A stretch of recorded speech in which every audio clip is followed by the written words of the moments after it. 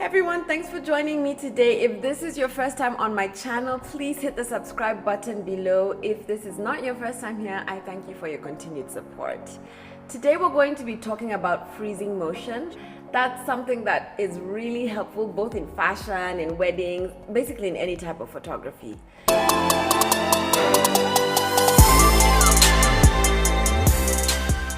So, have you ever seen these amazing pictures of, for example, water coming out of a tap and you can just see a droplet falling? It's not at the tap and it's not yet hit the ground.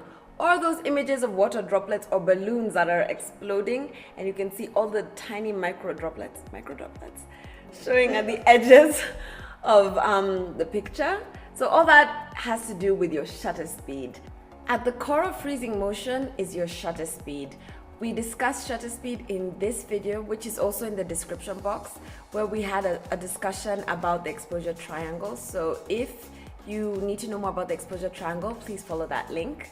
To freeze motion, you need a fast shutter speed. What do I mean by a fast shutter speed? That's anywhere in the range of 1/4000th of a second to 8,000th of a second to even 1/2000th of a second. It's a really hard word to say. And what this means is that the curtain behind in your camera, in front of the sensor, will close much faster, capturing light and the image for a short period of time. So let's use a scenario to make this, to drive the point home.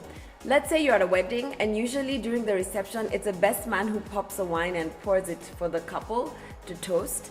And he's going to go through the motion of shaking the bottle, and then he's going to take off the cork in the bottle, and then the liquid, the champagne, is going to pour out of the bottle. And all that happens in a really short span of time, maybe under 30 seconds. So if you wanted to capture all of that, you'd need to have a really fast shutter speed so that you can get the actual motion where you have your bottle, the cork, and the liquid starting to pour out of the bottle. I remember in one of the first weddings I shot, during that sequence of events, what I had was a set of completely blurry pictures. You couldn't even see who the best man was. There was no way you could see that bottle, and it was a really hot mess. So learning to use your shutter speed to control motion is really important for fast-paced events. To give you another scenario where you need to know how to freeze motion, let's say you're shooting a concert and the artist on stage is moving around a lot. Let's say you're shooting a Giuliani concert. Hey Giuliani. He moves around a lot on stage and he does this thing where he rotates his head and his hair goes flying, and you need to freeze that in your camera. To do that, you'd need a really fast shutter speed so that it can catch him in the motion without any blur in your images. So one of the cool things you need to know as we talk about shutter speed is you actually have the ability to change your camera mode on your camera so that the camera can make all the decisions about aperture, ISO, and all the other settings, and allows you to manually control your shutter speed. On a Canon camera, this is a TV dial on your camera mode style. On a Nikon, it's the S on the camera mode dial. So if you change your camera to that setting, essentially what you're telling the camera is, I want to control shutter speed. Don't make any decisions about the shutter speed, but make decisions about everything else. If you're a beginner, this is helpful if you find yourself in a situation where you need to control motion, but you're kind of not sure what your other settings should be.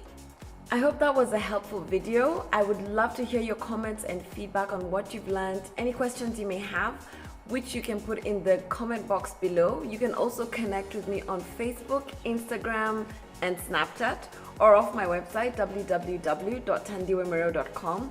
Links for all of those are in the description box below.